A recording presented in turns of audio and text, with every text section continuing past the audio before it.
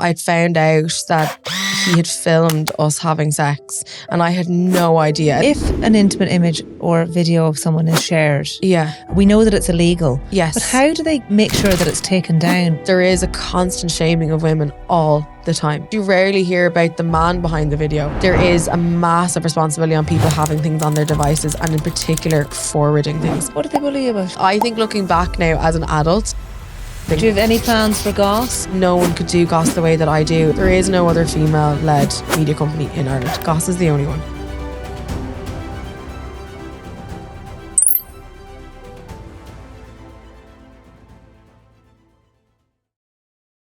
Welcome back to the Laura Dowling Experience podcast. Today I am joined by the inspiring Alexandra Ryan, a journalist, entrepreneur, and the powerhouse behind Goss.ie. I'm sure many of you know of Goss.ie. Alexandra has built her business and it is one of Ireland's leading entertainment news platforms, delivering everything from celebrity updates to celebrating incredible Irish talent through events like the Gossies and Women of the Year Awards. Not only a trailblazer in the media, Alexandra has also been a fierce advocate for change, using her personal experiences to campaign against non-consensual sharing of intimate images. This is hugely important. Ali has contributed to the introduction of Cocos law in Ireland. With a career that spans groundbreaking journalism, entrepreneurship, and even earning a law degree along the way. She's not a high achiever at all. Alexandra's story is one of resilience, innovation, and making a difference. So let's dive in. Was that a good little synopsis? Oh my God, of you? Thank you so much. Yeah, it was a lovely synopsis. You forgot to mention you were a nominee at the Goss.ie Women of the Year Awards though. That's where we met in person, which is why I got you on here. Because Ali, I have to say, I only knew of you from Goss.ie and Instagram. Yeah. And what I know from those platforms is very different to what I felt and saw in that room at the Women of the Year Awards, because you have done so much for the women of Ireland, actually, and I don't think that you've been given enough credit for it. It's so funny. It's like the biggest compliment and the biggest insult at the same time. I'm so sorry. No, not from you, but in general, I get told it all the time, the same sort of sentence, which, oh, you're actually really impressive, or oh, I didn't know. It's so funny. It's just, I don't know, is it because of how I look or maybe how I come across on Instagram? I think there's an immediate belief that I'm just not that with it, or that like I, somehow got my look and somehow got a business together. And then when people sit in a room with me or they speak to me, they're like, oh, right. Like there's a group of business people that I do this annual Christmas lunch with. It's actually coming up next week, and it's the people that are in the room are so inspiring. I'm not going to say the names, but there's some amazing people in there. And I remember for the first 3 years of this lunch, I was like the only woman there, and there was always chatter of like, how did she get here? And I the guy that organized it was always like, everyone always says that until they come and then they meet you and they're like, I know exactly why she's here. So it's a funny one. It's like I'm constantly, and I suppose this is the story of my life, trying to prove myself to people so that they know there's more to it than the boobs and the blonde hair. And even now, I know we'll get into it, but I work in a law firm now, and I was actually out one night, like at the very beginning, and I bumped into someone who knew the firm and knew me, and they were like, God, you're actually, it took me a while, but you're actually really good now. When I first met you, I was like, no, there's no way, like bimbo, ditz, that's what they thought. And then when they kind of had some bit of interactions with me, they were like, oh no, she's amazing, like she's really good at law. And I was like, well, yeah, like I have a law degree. It's terrible though, the presumption. Yeah. Because you have a lovely pair of boobs, I have to say. No, thank you. They're fabulous. God's gift. Thanks, Mom. Thanks, God.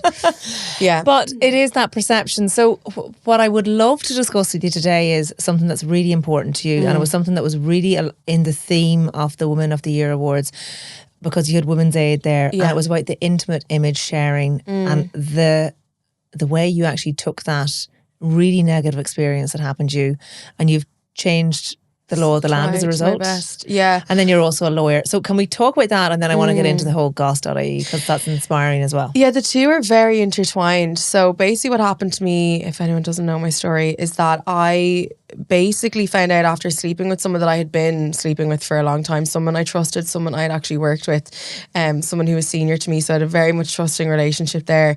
I'd found out that he had filmed us having sex, and I had no idea, as in like I had no idea there was a camera, there was a video, whatever, nothing. I only found out because a person that he was in an on and off relationship with found this video, and she called me and basically blackmailed me over this video. So I obviously didn't think the video was real. I was like, this person's just insane, just trying to upset me. But then as the call went on, she specified how I looked, what I was wearing, what was in the room, and I remembered that night. So I knew then that it had to be real. And I was actually on holiday with my little sister ahead of my older sister's wedding. It was, God love her, I'd say she's traumatized from that holiday, because I literally just dropped the phone and started screaming in the streets. I was in Greece and I just couldn't stop screaming. I was just like, oh my God, oh my God, oh my God. Because like my belief was that this was about to ruin my entire life, that this was out there and it's gone and there's nothing I can do. And rewind to a few months before that. So this was only a few months into Goss that this happened to me. When I worked in the Mail on Sunday newspaper, I worked on the infamous story, the rugby threesome story. I don't know if you remember that story about a girl being filmed in a hotel having a threesome with two rugby players. And the question was whether that video was consensual or not. And the legal team in the Mail, I remember I was working on the story, so I was like, right, what do I need to know? Like, what's this prison sentence for this? And what's the laws around this? And they were like, no, like none of this is illegal. And I remember being like, God, that's so weird. So then we fast forward back when this happened, that thought came straight into my head. I was like, oh my God, this isn't even illegal. So filming me without my consent wasn't illegal. Sharing the video wasn't illegal. And then having that video and threatening me about it, like threatening its release, wasn't illegal. So I was very frozen at the time. The guy who had done it was very much trying to get me to drop it and to not do anything about it and don't go to the guards and don't go to lawyers. Not that they could have done anything anyway. But I remember him saying one day, like, you know, do you really want guards in some cold, you know, guard station watching this video of you and I having sex? And obviously now as an older person, I was only like 24 when this happened, 25. Now I'm like, this is your fault, I don't care. But at the time I was like, oh my God, like this video, like I don't want anyone to see it. And Goss was only a couple of months old and I was like, everyone's going to think I'm a slut, they're going to slut shame me, I'm going to lose business, advertisers aren't going to want to touch me. They were all the thoughts that I had. So I came back from that holiday, went to my sister's wedding, then absolutely in bits. And by the time I got back to Dublin, which is only maybe 2 weeks, every single person was talking about it. Like people were coming up to me at events. I was getting messages about it. And the story was... Had it been released? I, to this day, don't know to what extent it was, like how many people are aware. It was known that it existed because the person who was threatening me started talking about it on Twitter and they talked about what it looked like and there was details about it online. Oh my God. And were they threatening you for money? No, there was no money involved with that person. Just threatening to ruin my life, basically. Oh my God. And everyone knew about the threats, which is funny when you think about it now. They all knew, but the story, I suppose, that was created in the industry was that me and him had made a sex tape. Lol, JK for the laugh. And that it had got out and I was just embarrassed. And that's basically what had happened.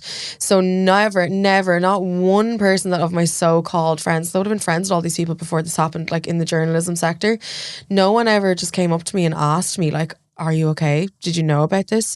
How about all those threats you're getting? Are you doing okay? Like nothing. No one said anything. So I used to just go to events and literally have panic attacks. I never wanted to be at anything. Like everyone was just looking at me. It was like silences in the room. It was really, really, really horrible. I was drinking way too much just to try and get through it then. I had gone to a solicitor at one point, but I think this is further on because I kind of basically hoped silently this was just going to go away. It's going to be flash in the pan. No one's going to talk about it again. But unbeknownst to me, he had been telling people this version of the story, I think. I don't know, that like it was consensual, that like we'd both been in a video because it did keep being talked about. And I think about a year on, I was out one night and with a group of people that I knew and one of the guys, a guy that I knew, hadn't seen him in a while, and he just made this joke about it in the group full of people. And I spent the whole year just being like, what? Like if someone did ever pass by and say it, I'd be like, that's crazy. Like I don't know what you're talking about. Because I was like, I have to say it's not real or people are going to find the video. And he said anyway, whatever happened that night, I just snapped and I started bawling, crying. And he knew the man and I told him what had happened and he was like, oh my God. He was like, nobody knows that this is what is after happening. And I was like, I just want this to end. And like I'd have like childhood friends of mine messaging me being like, this is so weird, but I've heard this rumor that there's this video of you. Like this was like a year and a half later. Like that woman would not stop. Like she just would not stop. It went on for so long. Literally 6 months would go by and I'd be like, oh God, I haven't heard anything. And then it would come up again. And I used to wake up every morning just with this weight on me being like, today's the day it's going to get released everywhere, because her threats were about putting it out in the public sphere. And I was like, today's the day, it's going to happen today. Like every day I'd wake up literally crying, like for probably about 3 or 4 years, just so stressed. I'd go on dates then, I'd be like, have they seen the video? Do they know about the video? I need to talk to them about the video. I had to ring my mother and tell her what had happened. And I was just so embarrassed about it and I was so ashamed of the whole thing. And she was so good. She was like, there's nothing to be ashamed of. And she was like, I'm sure many people have their own videos. And I was like, that's not the point though. It's the fact that I didn't even do the video. That's kind of what really bothered me. It's that it was taken away from me. It's not like we did something stupid and it got released, which still would be terrible. You know, that is now illegal to do that. It was the fact that I was being positioned as a slapper, promiscuous. It really bothered me so much. And that's become a trend since then, to be honest. Since I've started Goss, people speaking about my private life, no one has ever been right. I've never heard one single rumour in my life that's been true. But there is this weird obsession and this wondering of how is Goss where it is now. Like I remember the first 2 years of Goss, I was linked to so many businessmen. People just being like, she must be sleeping with him because like, where's the money coming from? And it's like, I'm literally sleeping on the office of my floor to afford to run the company. So that kind of all tied into that feeling. But basically about 4 or 5 years passed and it was still very much on my mind and it was still upsetting me. And in 2018 it basically a bill got put to the Dáil about it, and I did contact the Minister for Justice at that time, who didn't really do much about it, to be honest. Everything pretty much changed when Helen McEntee came in. I think she's absolutely incredible. I think she's the best Minister for Justice we've ever had, because she really does listen to what's being said and then she actions it. So I was speaking a lot to Jackie Fox, obviously the mother of Nicole Fox, who the law is named after, Coco's law. So she committed suicide after being bullied to death, basically, and she was harassed quite a lot online. So she wanted a bill to come in about online harassment. Was she bullied over it? No, nothing to do. So there's two sides of Coco's law. There's actually two bills within it. One is online harassment, and then the second part is revenge porn, which is now called intimate image abuse. But I suppose there's a tie-in in a way that it's using outside forces to threaten people, to bully people, that sort of thing. But because it had been put on the table in 2018, there was a discussion about mixing them in together and making it one, larger law, which I do think was the right decision in the end, because I felt like I was waiting like 100 years for it to come through. So I'd been chatting to a lot of people that were like advocating for it. And I remember at the time, I don't know if you remember this, but before the law came in, there was a big story that images of people on OnlyFans had been leaked. Do you remember this? And it basically was images of people that was used without their consent still. Even if you're on OnlyFans, if there's images of you, that's the subscriber content, you can't. And there was I was kind of annoyed it happened, because a huge conversation came down to, well, these girls shouldn't be doing this in the first place. Why are they putting out these videos? And that's where the conversation was getting to. And I knew that the law was going to be passed really soon. And I was like, there needs to be, I don't know, someone needs to talk about this from a victim impact point of view, where it's like, it's not someone whose work is actually taking off their clothes, which is absolutely fine as well. But it's not just them. It could be your daughter. It could be me. It could be your next door neighbour. It could be the teacher that teaches your kids in school. And I remember just feeling that very strongly, that people aren't listening to this properly. They're not understanding. And even back in my day as a journalist, like I remember videos used to go around of all sorts, and I never looked at them or opened them, but it was very common to be sent things and open them and, oh God, you see this video and such is getting a blowjob, and be all well-known people or whatever. But when obviously it happened to me as well, I was like, God, no one ever stops and says, is that person in the video aware this video is circulating? What happens if this video gets into the public domain? Because there's so many stories of suicide around this. Like I genuinely to this day don't know how I survived it. Like I was so close, like so close. I just couldn't get through a day. Like again, I couldn't wake up again and feel this fear and shame. That's really what it is. It's like a dark cloud sitting on you, and it's like this disgusting secret that you have, and you think as soon as it comes out, everyone's going to hate you and no one's going to want to work with you and your family. Sorry, Ali, that's awful. Yeah, that's that what women it feels go like. Through that. Yeah, and you know what? Like when those few years went by, it was a lot of women who made me feel that way. And the person who threatened me and shared it was a woman, not a man. Like that man shouldn't have filmed me, of course, but he never threatened me, and he didn't do it to cause me harm. He shouldn't have done it. Definitely shouldn't have done it, and it's illegal now.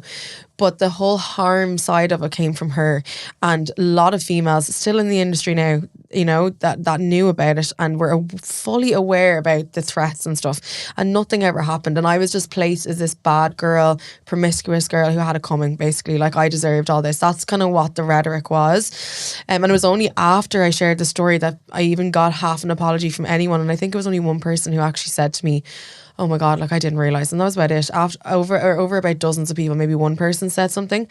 This is people in the industry, but I'm sure that you were contacted by other women that it had happened to. Oh God, yeah. I'm still contacted every day. Oh my God, yeah. So it was coming to this law anyway. I started coming to the realisation that I think I was going to have to talk about it. And I felt like the law was being discussed, but everyone's kind of like, why is this needed? And I was like, as soon as it's signed in, I'm going to write about it, because if I had written about it before it got signed into law, that video legally could have been shared, legally could have been put anywhere, anything could have happened. And I remember ringing my mom, and I was like in my office in town, I was looking out the window, and I was literally like tears streaming down my face, and I was like, I'm never going to get justice for this, because like I can't even talk about it. Do you know, like I can't even say anything. So when the law was finally getting there, I knew it was coming through around Christmas time. It was during COVID. I don't know if you remember, but it was just at the beginning of 2021 when the law was enacted, but it was like Christmas 2020 when it got signed in. And I told my family I was going to publish it. And like, to be honest, they weren't all for it. They were very concerned. When it happened to me, it was pre-Me Too. So like all those stories hadn't happened. So at the beginning, I was like, no one's ever going to listen to me. But at this point, I was like, I do think I should say something. And my mom was very concerned that no one would believe me and things like that. And the video might get found and all this sort of thing. And I literally said to her, I was like, I need to do this for my sanity. Like, I can't keep this in anymore. Like, if I hadn't met you before, I'd be like, has she seen the video? Has she heard about the video? Gosh. Oh yeah, every single person.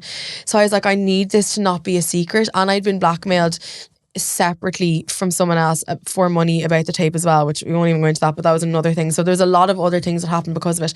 And I was like, if this isn't a secret anymore, there's nothing anyone can hold over me ever again. Like, that person held a lot over me for a long time, and her threats were about releasing it or telling people about it. And I was like, I'm going to tell everyone about it. So there is nothing. So now I wrote the story, press publish, put my phone on airplane mode, went for a bath, and I was like, hopefully maybe one or two people now will be like, wow, you know, fair play.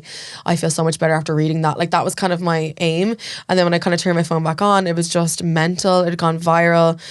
I ended up doing like interviews in the UK. Like, I went everywhere here. Like, you know, really prestigious Irish people in broadcasting were sharing the story. And I was like, oh my God. Like, I actually still to this day can't believe the traction that it got, because I was actually believed. And it was so weird to be believed. I literally couldn't believe it. Like, I thought that there was going to be way more divide in anyone's responses, but it was pretty immediate. And then I don't know if you ever listened to it, but I did an interview with Brendan O'Connor on his show about a week or so after it. And to this day, people literally stop me in the street and tell me they listened to it. It's so weird. I don't know what it is about that one. But because the law had just been passed, I guess, and in my piece, I talk about how like living every day was really, really, really hard. Like, just actually getting through the day caused so much grief, and the thoughts were there all the time. And I remember that we talked through it, and at the very end, Brendan O'Connor said something like, whenever you hear the phrase revenge porn, think of Ali's story.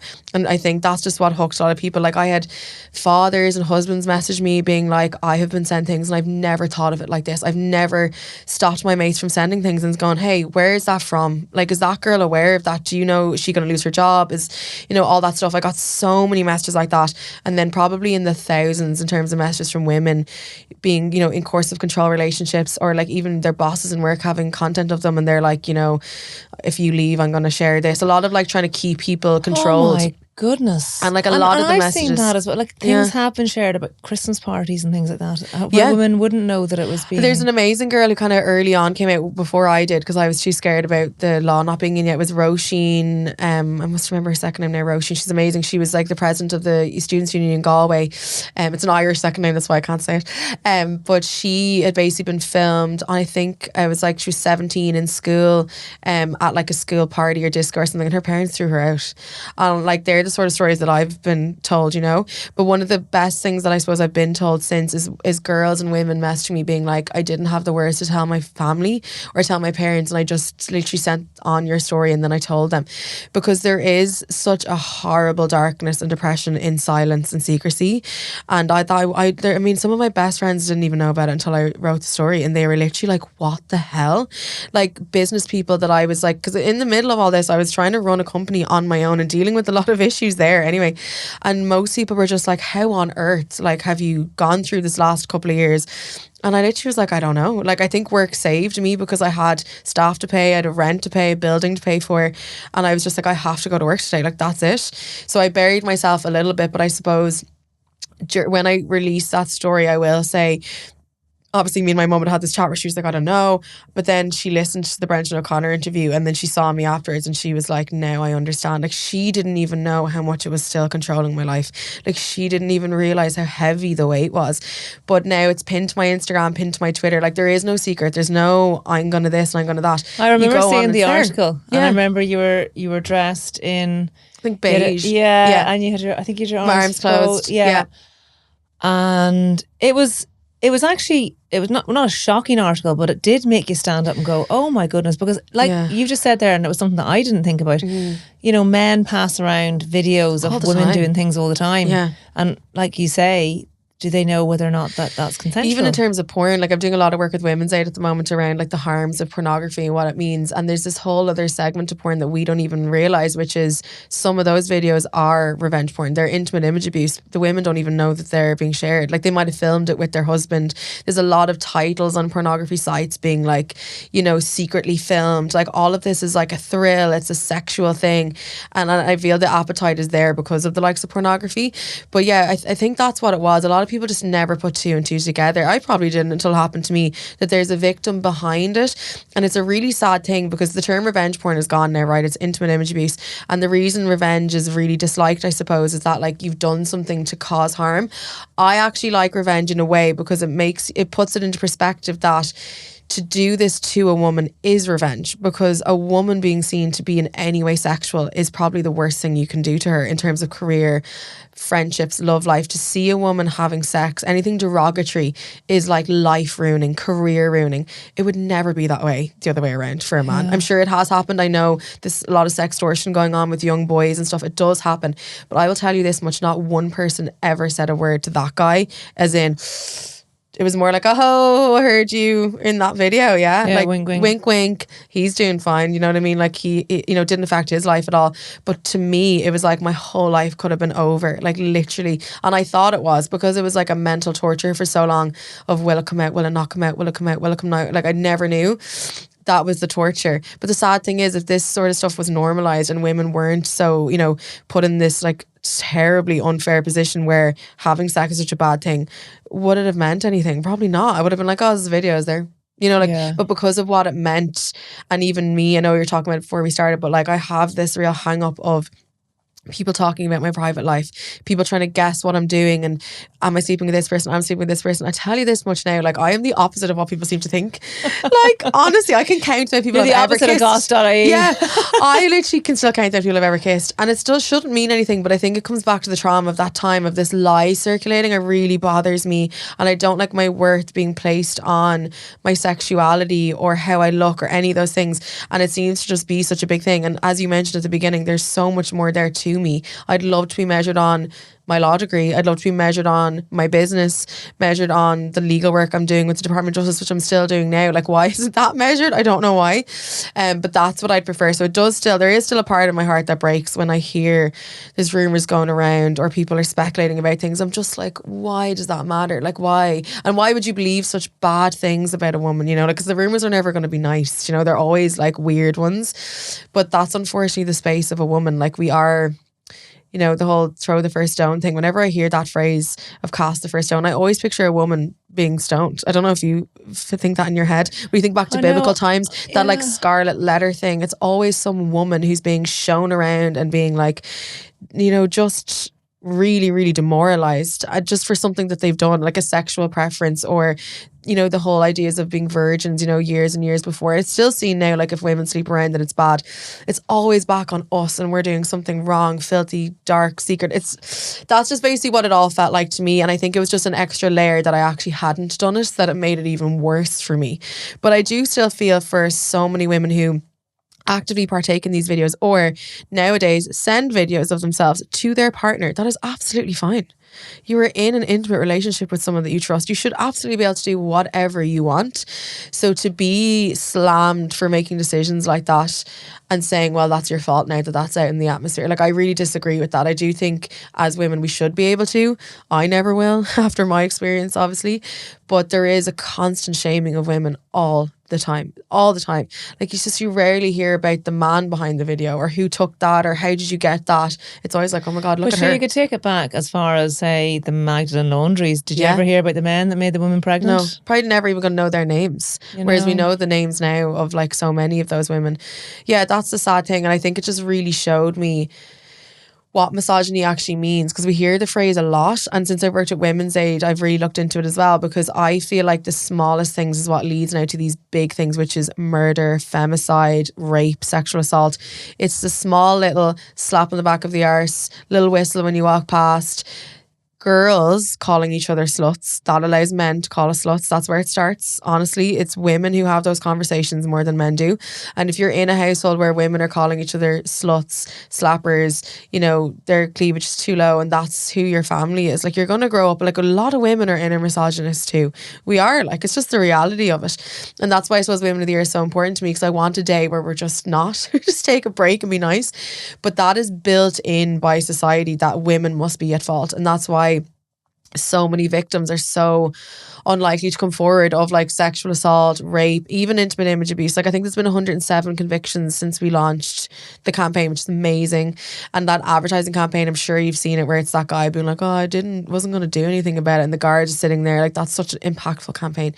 But it takes victims to come forward to get stuff like that going, which is unfortunate. So like, victims coming forward is so important. And I would say in a positive way, and I'm always saying this at my talks with the Women's Aid events, things are a little bit more positive in that I do think we are believed a bit more now. Like pre-Me Too, absolutely not. Like that Harvey Weinstein stuff, loads of people knew about that and it was just swept under the rug. I do think it's a safer place to actually come forward now and say, this is what happened to me. There's just a lot more resources. Like, I wish I knew about Women's Aid when what happened to me did, because all I knew is it wasn't illegal, so I just didn't think I had anywhere to turn. And obviously then later on I was like, God, I should have just rang them. Like, I'd no one to talk to at all about it. Like, no one who understood what it felt like. I literally just silently thought about it all the time in my head, all the time, 24/7, and just didn't talk about it at all. So but women can reach out to Women's Aid if they're worried that something like this has happened. They have to an them. amazing helpline. They're so involved. Like, the campaign that I launched in 2021 was for hotline.ie. It's basically a website where you can now actually you can actually like go on there and write on it and say that you've had this happen to you. You don't have to go into a cold guard station if you don't want to. So you can file complaints on it. But like, Women's Aid are involved in pretty much all of the areas of it. And, you know, the zero tolerance against women strategy that Helen McEntee launched, Women's Aid would have been a part of that too. So they just get it. And I think that's what you need when stuff like this happens, because it is the most lonely feeling. I mean, I'm sure, I still don't know anyone who's been filmed without their consent, you know, except, you know, some of the amazing advocates I've met along the way, but as in like in passing, you know, I've never heard of someone say, oh, my ex. And Joe, it's so funny, like, it happened, I'm 35 now, so it's happened. I like the way you were like, I'm 20 I'm 35 now, so it happened to me when I was 25, so it's been 10 years now, which is mad. And you would think at this point, like, I'm good to go, I'm kind of over it, but a couple of months ago I was listening to the Elizabeth Day podcast, How to Fail. Did you ever listen to it? Yeah. It's amazing.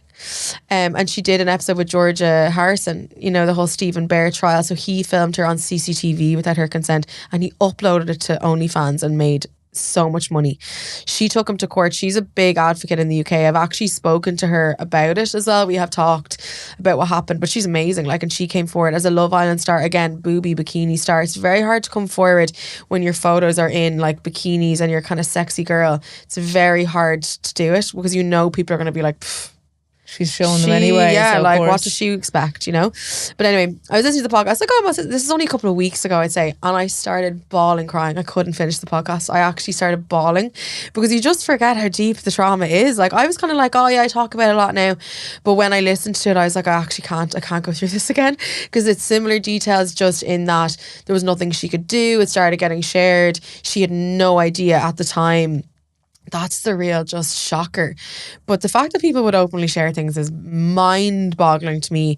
And again, I'll never know the true extent, but I do know people that I would have considered friends of mine, like, went looking for it. But I think it's one of those things where I don't think anyone's ever going to know the true extent. Like, with Georgia Harrison's case, for example, like, that was put on OnlyFans. It's private subscribers. I think it was on Pornhub as well.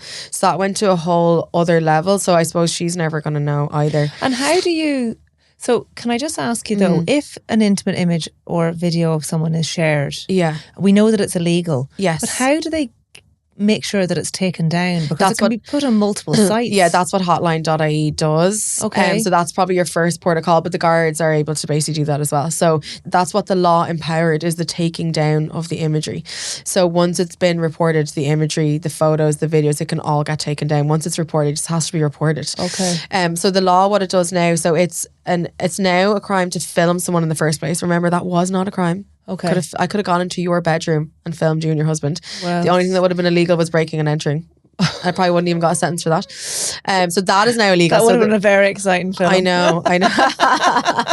So that's the first port of call. Secondly, it's illegal to threaten its release. So it does not matter if you haven't shared it with a single person. If you say to someone, I will share this, it's 1 year in prison, and people have been imprisoned already for threatening to share it. So that's another really important thing. And then after that, it's the sharing of intimate images without consent. So that's the exact terms, which means if you and your husband decided to make a videotape and you decided to share it with your girl pals, that's illegal. Okay. He would have had to say to you, that is no problem. You share that video with whoever you want. But if there's no consent, jail time. That is literally how strict it is. Also, if you shared it to your friend and then your friend forwarded it on WhatsApp, she's also just committed a crime as well. So it's very severe. And I remember when they were creating the actual legislation, like the wording of it, I said it to Helen. I was like, the threat to share has to be in it too, because a lot of people could just say, okay, Gran, I'll just never share it, but like I'll tell her I'm going to share it, because only sharing it's a crime. So the fact that the threats there is so vital, and that's what a lot of the cases have surrounded themselves about now in the last 2 years. There has definitely been a lot of looking into just threats, which is great, because the fear is that it's going to get released. That's never going to happen again. Everyone will get their day in court if it is genuinely reported. Once it's, that's it. But there is a lot of more work to be done, because you're talking about the platforms there. How long does it take to come down? I couldn't tell you. I don't know. Or even if it's shared on WhatsApp is definitely a big problem, because it's issue. Encrypted. Yeah. But there are ways, there definitely are ways. I obviously don't know the ins and outs of how the Gardaí are doing it, but the law does empower them to do an awful lot. So, and if anything, it's empowering them to make sure the perpetrator can't share it anymore, and it's taken down, and they're yeah. So I suppose what we've had in the past is men to women, I'm going to ruin your life, you're going to lose your job, your family are going to leave you. Now it's well, actually, you're going to go to jail, you're going to lose your job, you're going to lose your family. We didn't have that power before. Before it was okay, what do I do? Yeah. Literally, there was nothing. Because if you went to some male, now I do think it's different now, but I think back then, if I had gone to that man's boss and said, he filmed me without my consent, do you think he would have lost his job? I doubt it, highly. Why? He would have been like, oh, right, look, that's between yourselves. But if I said he actually is a criminal conviction, it's very different. Or he's going to be in court next week for filming me without consent. So I definitely think it's flipped the power over it, because any sort of sexual abuse, and this is termed as a sexual abuse, which I was really uncomfortable with at the start, but now I'm like, no, I accept that. It is there's always power in it. There's a demeaning, degrading side to it, where they are doing something to embarrass you, hurt you in a sexual way. That's what it is.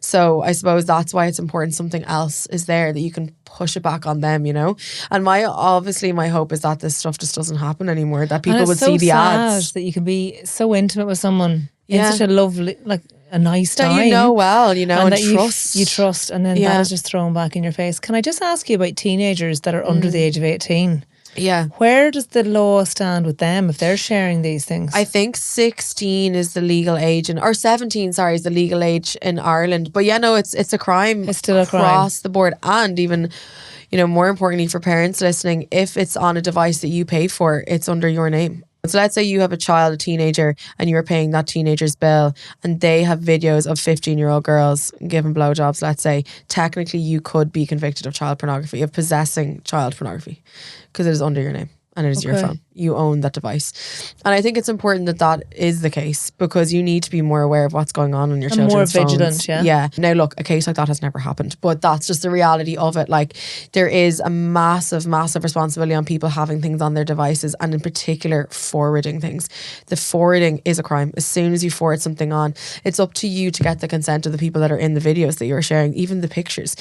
And this is the thing, I've heard over the years loads of stories, lads in lads groups, oh, I slept with this one last night, look, here's a picture of her, you know. And in like about 10 or 12 years ago, I feel like that was kind of normal. It was kind of like, oh, no way. And now I'm like, oh my God. As a society, we all need to take responsibility for Absolutely. this. It is our responsibility. Yeah. In terms of things being shared in the sort of, I suppose, the society we live in now, how things go viral and how things get viral, as you probably know too, is sharing, commenting, engaging. If you got sent a video and you sent someone a video and they were like, oh my God, you really shouldn't share that. Like, that's my friend you're talking about and she's actually not well at the moment. Like, you might think twice to be like, okay, maybe I won't.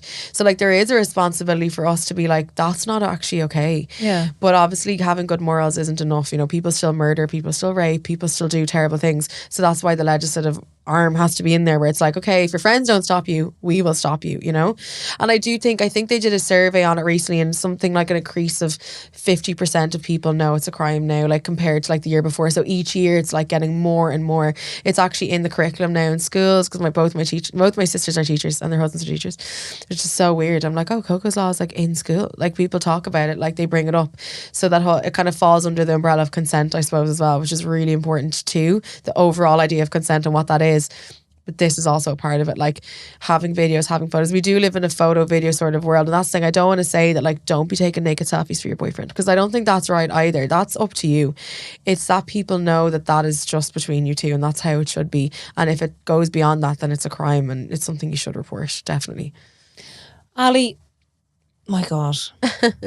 But sorry, that's how, what I meant to say at the end was that's how I got into law. So during That's COVID, what I was going to ask you. Is this why you got into law? Yeah. So you've just answered my question. Because, well, basically when I was in secondary school, so I was like really badly bullied in primary school and one secondary school, and then I moved school. I don't know.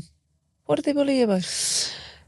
God, everything. It was more like isolation bullying. So I just had no friends by the end of it. Just like people didn't want it. Like one girl in particular would kind of just kick off. And then like my first time I was like 5 years old, literally having in primary school 5 to 11. Yeah. Really, really bad. And I just had no friends by the end of it. I think looking back now as an adult, if I had a daughter, it was obviously just, I was extremely bubbly. I could chat to anyone. I was like, my family are really musical. We all like sang and were in the plays and sang solos, and I could talk to any boy in the world at any age. I was like, hi. Like I was just like really bubbly. Well, you've literally just sat down in this chair and I haven't had to ask you one question. Yeah, I'm like annoyingly chatty. You just chat away, which is great. But I think as an adolescent and as a child, that's very intimidating. I think now looking back, I feel like that must be what it was. But it was just like just like really horrible stuff. And then we moved to Limerick. I lived in Dublin up until I was 11, 12. Then we moved to Limerick. So I did the end of primary school there and a second secondary school there. And happened again in the secondary school. And it was like another level there. And like, for example, I was singing a solo in church in fifth, at the start of fifth year, and I was like tripped up on the altar in front of the whole school, like stuff like that, threatened physically. But again, isolation, like the teachers have a lot to I suppose, when I look back now, like they really didn't handle it well. Like I'd be sitting in a class and I'd be sitting on my own, like no one would even sit beside me. It was just pure bitchy bullying, you know, like spreading rumours, like not wanting me to have any friends, like not talking to me.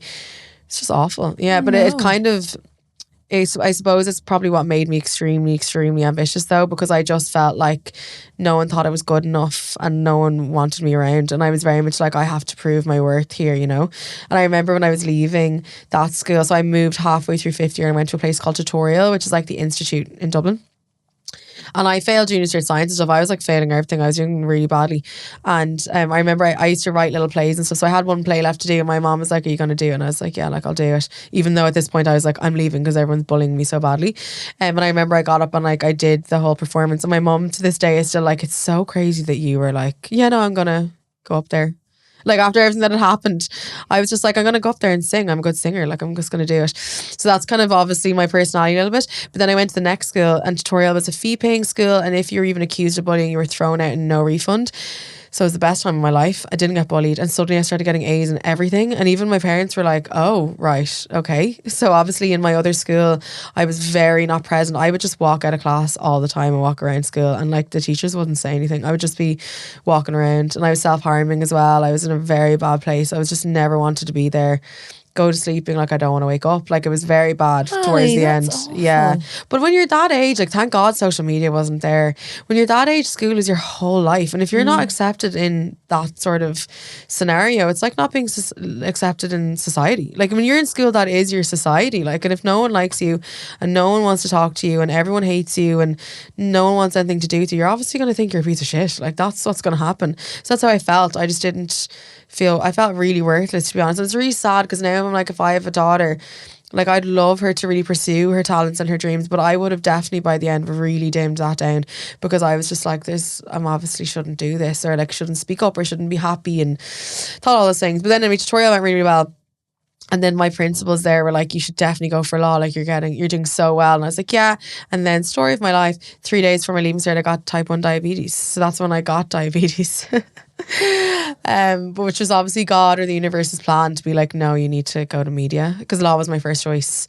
So yeah, was not happy about it at the time. And I say this to everyone now who When you worries. say you got type 1 diabetes, did you end up in hospital? Ketoacidosis? Okay. Yeah, my mum's a nurse, so I was like, it was the day of my graduation. We were having like our night out and everything, getting ready before the leaving cert, and I was just like, I'm so tired. My parents had newly split up as well, so I was splitting my time between both houses, and I was just like, oh God, I was in Dad's last night, and I drank like 2 liters of water, and I was like gasping for it again right after, and she was like, that's odd.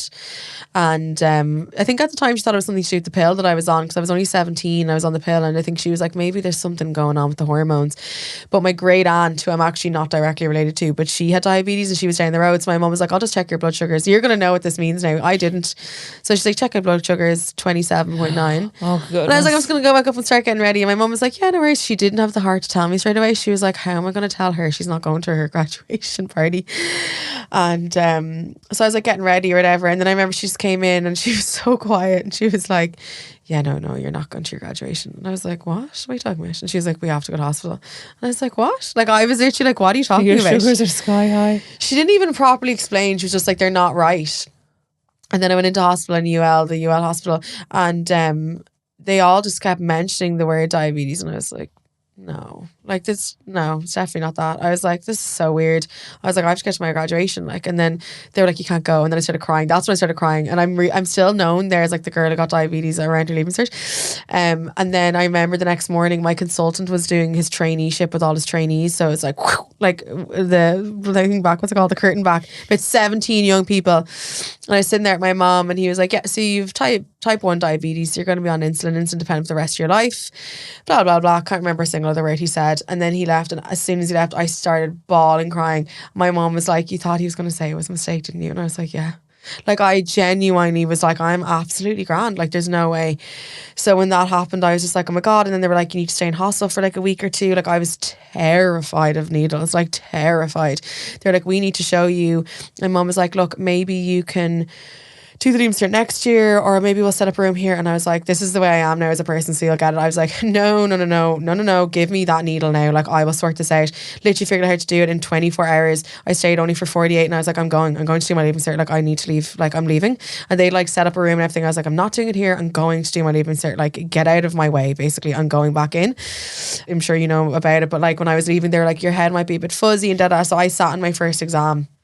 It's like I was floating on a cloud. Like I didn't even know where I was. Like, and then halfway through the exam, I kind of woke up a bit, and I was like, oh my God.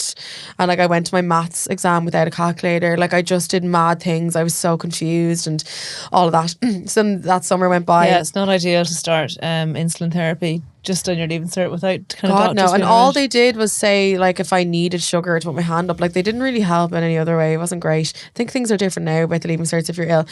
But anyway, so then I was working for the summer, and my parents had broken up, like I said, right before. And then the love of my life, my first proper boyfriend, dumped me during the summer. And then we were getting towards the end of it. You're like a calamity of My whole life is just, I don't know why. I don't know what it's about. But we went to the end of summer, and my mom was like, look, don't worry about it. You obviously got your points because you've had the shittest summer of your life. So like, you don't worry, like you've got your points. And I was like, okay. And keep in mind, like I think in my pre's I got like 525 or something, and law that year was like the year before, sorry, was like 430. And then anyway, I went in, didn't get my points. Oh, shock her. I got 425, and then that year law was 435 or something like that. So do you know, sometimes there's like a second round of it or whatever. And I remember coming out of the steps of tutorial, and like everyone was coming out because like tutorial is a grind school, so you go there to be a lawyer, a doctor. I mean, like, you know, you're there with your top points.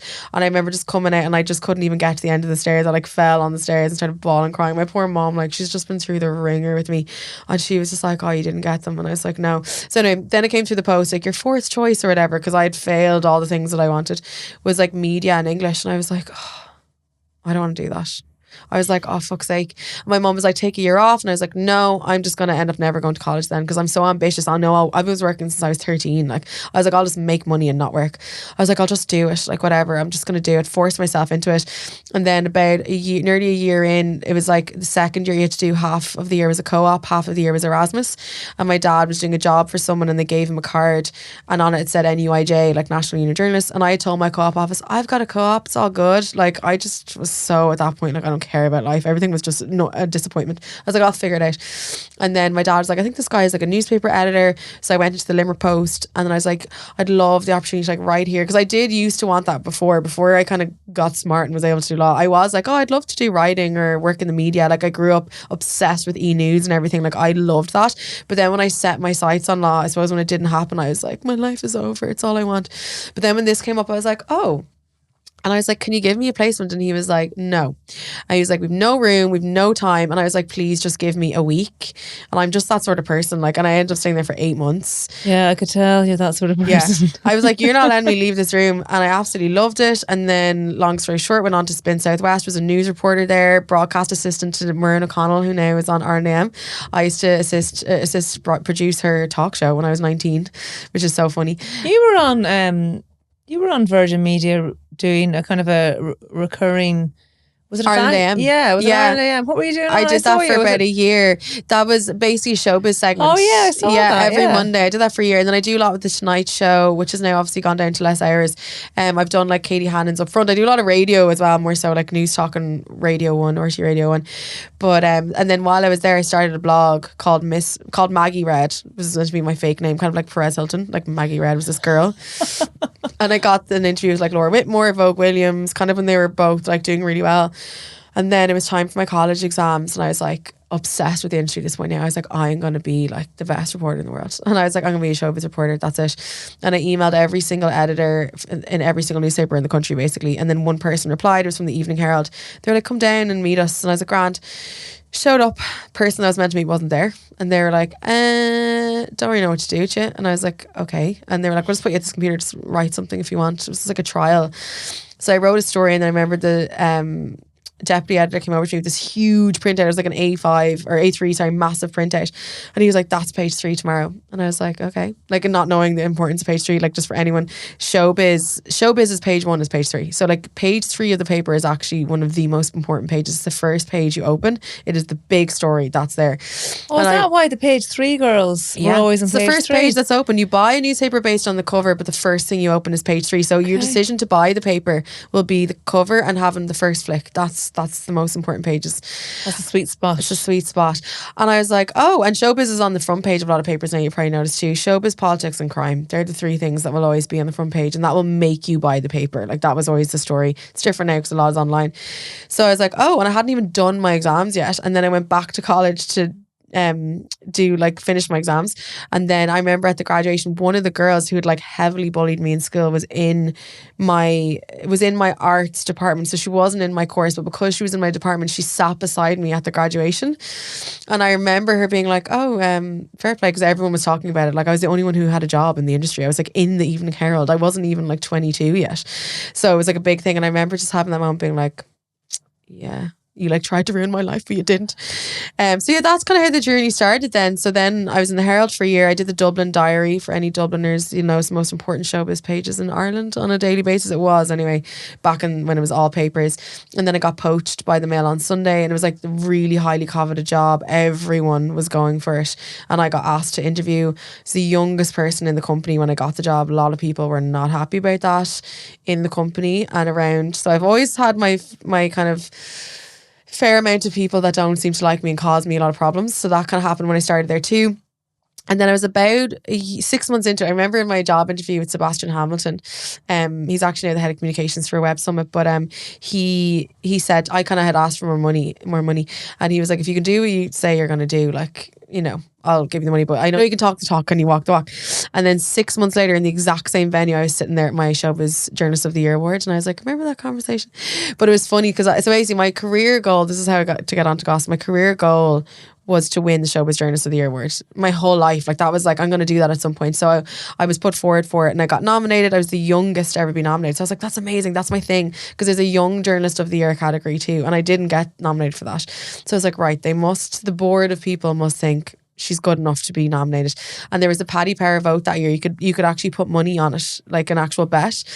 And I was the outside candidate. Like I was the least likely to win. So it was like really high stakes. And my aunt actually put money on it and won loads of money. So anyway, the Mail like bought 3 tables at the awards and none of the senior team were even on my table. Like they didn't think I was going to win at all. And then they said my name or whatever. So yeah, that really changed my whole life, winning that, because the London Mail found out about it and then I worked there for a month. They like brought me over on a secondment. Then I basically flew to LA and I met the LA Mail Online people. They were just, you just think how far back this was. They were just starting to set up the Mail Online in America. It wasn't even like set up properly. I met them in literally like an airplane hangar / garage in Santa Monica, and they were like, do you want to come work here? And I just came home and I was like, I've London, I've America, LA, which is my dream, like. And then I was like, but there's nothing here. Like there was no showbiz websites in Ireland when I launched Goss.ie. None. Entertainment.ie was there, but that was like Cinema Times, it was movie news. Nothing existed that was about showbiz news. And I just had this feeling, I was like, I think it's needed and I think I'll do it really, really well, because I just won Showbiz Journalist of the Year. Who else should set up the site than someone that's just won that? And that's basically how it kind of came about then. Okay. And how do you get your stories? So at the beginning, I suppose, because it was like literally had no staff. At the beginning, it was the same way I would have done it in the papers, which was like ringing around, going to events. It's kind of different now. It is still who you know, like you need to know the right people. But a lot of it now, like I suppose you should keep in mind, like Twitter and Instagram were fairly new back then. So when I first started out in the industry, there was no statements going out on Instagram. You know, like celebrity statements. You know, that's now how we get it. So the girls now, because I don't work on the editorial side at all anymore, but the girls now get a lot of it from social media. But they still go to events, they do interviews, they chat to people, but it's really being on the button all the time, 24/7. That's the best way to get showbiz stories. Yeah. But back then, I mean, I'd be in working Crystal around the clock for you then, so they know, or pretty much, yeah, nearly completely around the clock, yeah. And like when I was starting out in the Herald, like I'd have to go to Lily's and sit there for 5 hours and see what's going on. Like that's how I got stories. And then you went and write about what you've seen people doing. Yeah, but it wasn't like in a sneaky way. Like everybody knew who I was. Yeah. They knew I was a journalist, so people would just be telling me stuff more so after a couple of drinks. But yeah, you might see 2 people getting a bit close that are very well known. You're like, ooh. So that was at the beginning. Now we would never do stuff like that. Like I was kind of put into my head that like once you're in the public eye, anything is for writing. I don't feel like that now. And Goss, I think, has a very stellar reputation with celebrities in terms of we're not out to get anybody. You know, we never write horrible stories. I know a lot about a lot of people that has never been printed. It's not really my thing. It's just that's what journalism is kind of focused on. I feel like that there's a need for that in a lot of industries. Like we should know what our politicians are getting up to, obviously. You know, there's things like that matter, but with celebrities I'm more tame about it, to be honest. But I do think if someone's putting stuff out there, like a picture of them and their boyfriend every day for 3 years and suddenly the boyfriend's not there, I think it's fair game to say, write a story that the boyfriend is no longer in the picture, things like that. I think when people are bringing things to our attention, I think all of that is fair game. But I would never, you know, the UK like rummaging through bins. I was going to say that to you in the UK. But even with the politicians, like, it goes too far. They're entitled to a private life as well. Yeah, no, sorry. What I mean is like if they do something illegal, you know, there's some of the great journalistic work that's been done over the years of like uncovering like really dodgy deals. That's what I mean. No, God, their personal lives. I mean, Simon Harris having to leave his home is disgraceful. Carry on. Some of the things that like the politician, I would never be a politician. Like I've been asked before to like get involved and I'm like, absolutely not. So yeah, I actually think they have a very hard time. I think in general, my perception of what's too far has changed since I started Goss. It's very much like I think everything is too far. I think some of it's way too much. What I would say on Goss, if you see a story saying like a source revealed or whatever, it's someone involved. Like, you know, we kind of get told things. I was going to say, did you get fed information?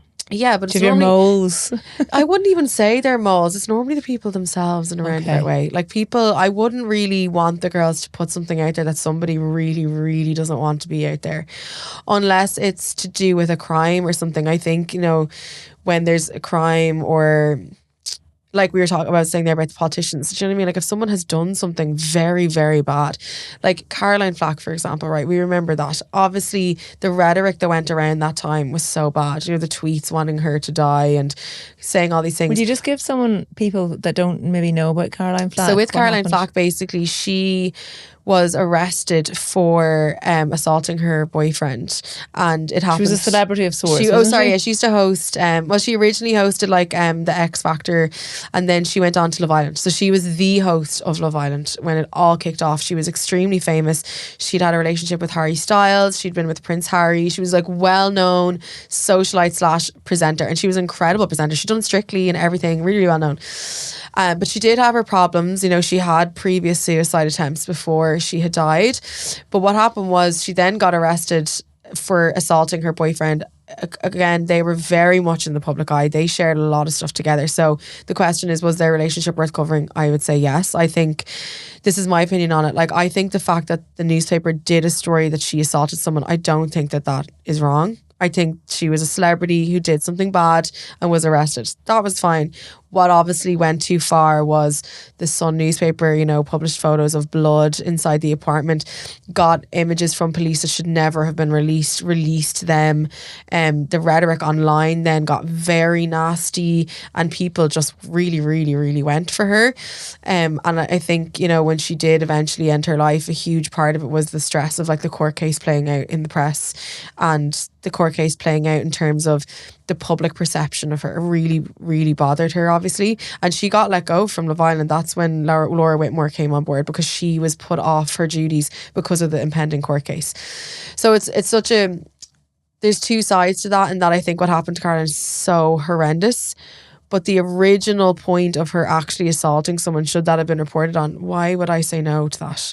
Because we hold men accountable for that too. And I think if you're in the public eye and you make your money on being liked by people, if that perception is actually false, I think that should be reported on. So if you've committed a crime, if you've hurt someone, assaulted someone, that is what's written about any celebrity. But I think it's just what happened. It went way too far.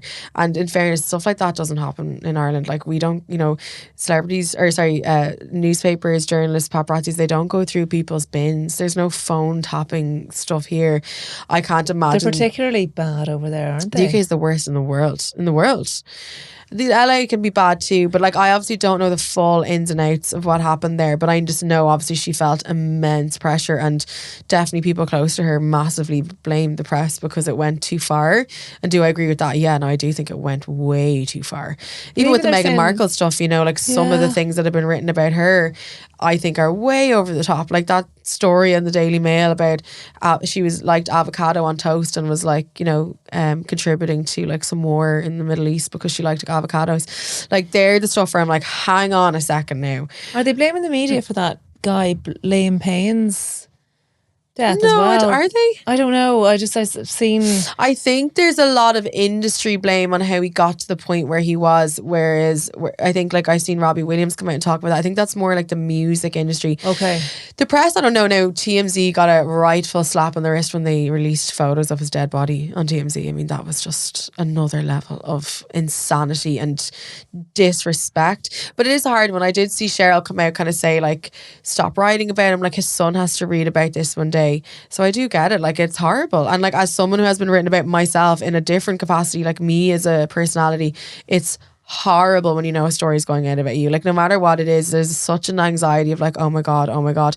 But I know that we don't have that with Goss content. Like, no one would be scared for a Goss article to come out. Like, I've never had that feedback from somebody. Definitely no one's ever been like, oh my god. Like, we're very interactive with people, and like, the policy here, like the press ombudsman, like we follow the rules. We don't have to because we're online, but we do. We like set up for that. So in terms of, let's say we hear a story that such and such broke up, we have to contact everybody involved before we'd ever even write that story. When Khloe Kardashian got cheated on by Tristan Thompson, we literally contacted Khloe herself and Tristan. Like, so I think people don't know that about maybe how we work, whereas we're very, very, like, we speak to everyone, we get the facts right, we're in contact. Sometimes we'll run stories, it looks like we didn't contact them, but we have, and they've just said, look, I don't want to comment on this, and I don't want to put in there that you contacted me, and things like that happen all the time. So we have a very, very, very high level of ethics, I would say, at Goss. But I would say that's very unique, to be honest. I couldn't compare it to another site, especially news sites, and not magazines. I do think magazines are more chill, but there's definitely still newspapers now that I think go too far in terms of how they cover things. And I suppose not having any sort of level of empathy for what someone could be going through by bringing out this story. Like, how is it going to affect their life? That's missing definitely in the papers that I worked in anyway. Yeah. So can you tell me a little bit about how you told me about how the law degree and the reason behind it? Yeah. But where is that taking you now into the future? Where do you see it all? You know, conversion, is Goss.ie going to turn into something different? Gosslaw.com. Yeah. It's so funny. So yeah, it's funny. When I was doing the degree, I loved it. And a lot of it was about, number one, learning and understanding the law, because I wanted to be able to go to government and ask for things, which I did. I met with Helen McEntee. I asked her to move this thing called a non-consensual order. It's basically where you can unveil people's identities who are like, this is actually for multiple reasons, but let's say harassment, slander, doxing, so following people. It was in the High Court. I asked her to move it down to the Circuit Court in the Defamation Act, and she did do that. So I wouldn't have even known what a non-consensual order was unless I had studied that. So I was very much like, I need to understand, not just, because in a law degree, it's not just understanding the law, it's understanding how law comes to be and the processes around it. You also study a topic called jurisprudence, which is very intense and has no right or wrong answer, but it's basically the morality of the law. Like, it's basically what you learn to be a judge. How do you decide what's right and wrong? Like, how do you decide what the right decision was in any given moment? Like, so for example, when you study jurisprudence, like, they talk about the trolley dilemma. Have you ever heard of it? No, tell me. It's a really infamous dilemma. So it's basically where you're standing by a train tracks and there's a trolley. It's just like an olden days, a trolley, but it's obviously like a piece of a train is going down and it's about to hit 20 people, but you're beside a piece of equipment that if you move it, it will go another road, but it will kill one person. And the question is, do you intervene? Do you intervene and save 20 people's lives, but then you're technically responsible for killing someone else? So this is what jurisprudence is about. It's such a deep topic, and it's all back to like Aristotle. Like, you go back to, like, I was going to say, it's a deep philosophy as well. Yeah, it's so interesting. I loved it. It's very hard to study though, and to actually do well in it, because it's just mental. Another example is, like, they talk about loads of cases in like the 1600s when like pirates went out to sea, or shipmen went out to sea and they'd be shipwrecked, and then they would all eat someone to stay alive. They would be brought to actual courts back then, and like, a judge would have to decide, did they do the right thing, or was that murder, or was that self-sufficient, like, you know, staying alive. So I loved all that. It was very interesting. So there's a lot more to law degrees than just like, this is the law. Like, you learn so much. So I was like, I really want to do this. And then I really put pressure on myself in it. I was like, I want to be the best of the best. I kept saying to people, like, I'm going to be number one in this class. Like, I'm going to be the best. I just kept saying it. It's even really though shocking that you said that. I wouldn't have thought. But I was obviously running Goss. So like, first and second year were okay. First year was the depth of COVID. I did it all online. So it was perfect. I had no time to do anything else. As in, like, I just spent my time on the degree and Goss, and I was happy. Year 2 was a little bit harder because COVID was starting to end and everything was going back to normal. Year 3 was the worst year. Everything was back to normal. The Gossies Women of the Year, everything was happening. And I was like putting myself under severe pressure. I was like, no, I really want to do well. So anyway, I wanted a 1-1. That was always my thing, because I only got a 2-2 in college, because I kind of had that weird time in college where I didn't know what I wanted to do, and I was just like not really into it. So I was like, I want a 1-1. So anyway, got my results, got 1-1. I was like, yes, I did it. I was like, see, I'm kind of smart. And then about a week before the graduation, we all got an email just being like, are you coming? And I was like, I just didn't reply. Like, I was like, yeah, like, whatever. I think I just said yes. And then I got another email being like, we're just double checking, you're 100% coming tomorrow. And I was like, yeah, why? And they're like, oh, we're giving you the highest achievement award because you've received the highest points out of all the law courses, the full-time, the part-time, whatever. And I was just like, oh, okay. I actually thought you were going to say the 2 days before the graduation, I got another illness. No. So that was so surreal. Wow, I know. Abby, that's amazing. amazing. I know. I was so... You must be very proud of I was yourself. going to say, I never really say that, and I don't feel it much, to be honest. But I remembered that when I got that email, I was like, oh my God, I actually did it. I told everyone. I said I was going to do it. I can't believe this is happening. And none of the students knew or whatever. So I was with all my classmates and we were queuing up and doing the graduation. And then afterwards, we just sit in a special area if you were getting an award. And then they just announced it. I remember looking over and everyone was like, oh my God, what? But like in college, like whenever we had debates or anything, no one ever wanted me up against me and stuff. So I kind of knew I was good at like the advocation part, which is what barristers do, which is advocating in a court of law, like judge, blah, blah, blah. I kind of knew I was good at that, but no, I didn't actually think that was going to happen. I just kept saying like, I'm going to be the best. So then when that happened, the other thing was before that in the final year, you either do a final dissertation or you take extra modules or you can apply for the Innocence Project. Do you know much about the Innocence Project? Yes. Yeah. So there's an Irish section of it in actual Griffith College, which is where I studied, and only I think 4 students from Griffith get chosen and 4 from Trinity. So I went for that and I got that. So that was my final year there. So I was doing real casework, which obviously I can't talk about because it's so private, but like people that would have been in jail for murder, trying to get them off murder, like that's how severe the cases were. And it's called the Innocence Project because they've been it's miscarriage of justices. Okay. So it's basically, so I would have had to study that as a topic as well, which is understanding what it is to have a miscarriage of justice, and how you get pardoned and what it's about. And basically the way it works, I suppose most recently the main reasons would be if there's new evidence, because think about people who maybe went to jail in the 80s and 70s even, and there might not be evidence that was great at the time, but now there's new evidence that proves like it wasn't them, or I would have thought that it doesn't happen that much in Ireland. Like I know I've heard of it in the case of America a lot, and huge particularly in America. Kim Kardashian bringing it all to the light. Yeah. But also there was that Serial, that podcast Serial about that guy, that young man who was convicted. So you hear about it happening all the time, a lot of the time. But what you hear more so in America is that they get to court. In terms of applications, there's so many of them. So like our job there is, we go through the applications and we figure some people obviously aren't innocent. Do you know what I mean? They're just like reaching out, seeing will we take their case. Okay. I suppose you're never going to know if someone's innocent or not, but like there's certain factors that have to be met to even get it in the door with us. And then after that, if we did, I mean, some people went to prison and met people that were on, like they were in prison for 20 years, people in mental institutes and stuff. It's crazy. But anyway, I loved the client facing part of that because I had just been doing theory. And because we were in COVID during first year, I never got to go to court because I studied criminal law in first year. So I never got that experience. But when I was working on real cases and like really helping people and uncovering a lot, like there was one case in particular I did a lot of work on. When I left college then, I kind of was like, right, I can go and do the bar now and become a barrister, which would mean 2 years part-time in the King's Inn. And I was frazzled at this point after 3 years. And obviously getting the top points, like I obviously had worked extremely hard. And I was like, I need a break. I need my weekends back. Like I need a minute. So I didn't file for anything. I didn't apply for anything.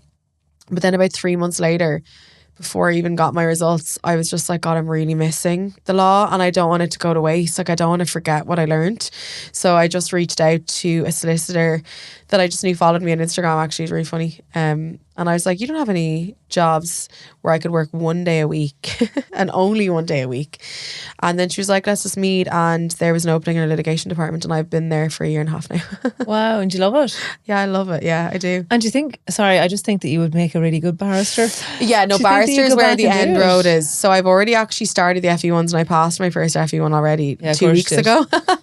2 weeks ago, which again was I studied for that and it was really hard. And like everyone seems to fail the FE1s all the time, and but even like people I know working in firms that are qualified now are like, you're always going to fail and I was like, oh my God. And I said I do contract law because I do a lot of contract work in my job, and I was like, I'll do that. And one of my friends who was in college with me had failed already, and I was like, oh God, like I'm gonna fail. So I said to myself the night before the results, if I fail, it means this journey needs to like take a pause. I'm just not meant to really be pushing for it for now.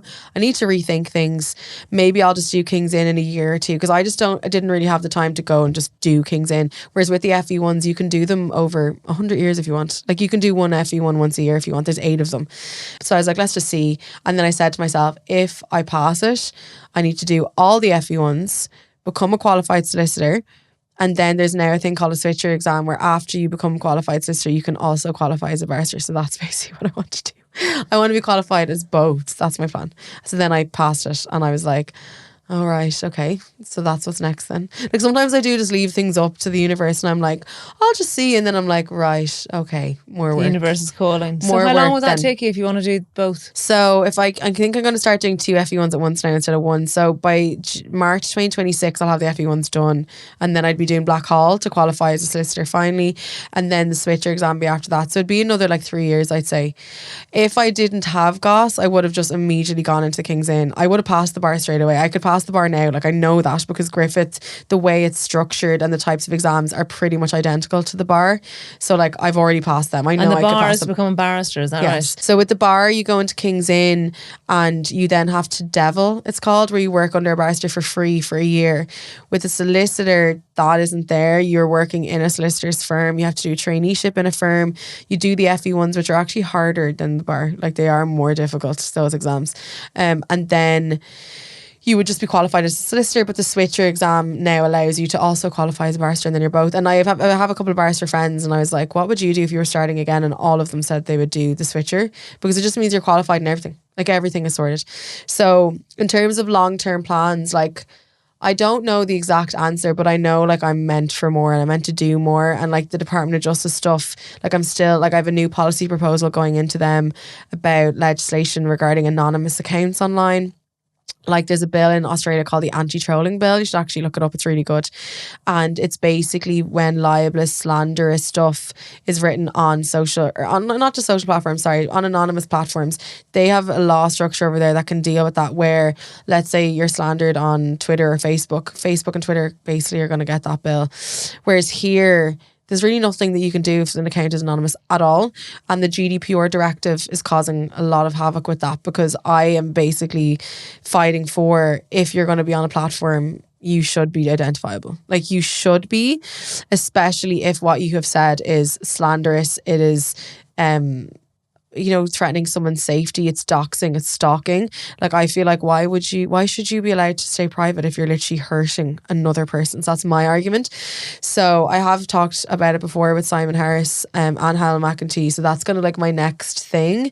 But then I'm like, what's after that then? Because every time something ends, I'm like, there's other things that need to get fixed. And when you work in the law and you study the law, you do see from a distance all the things that are wrong with the system.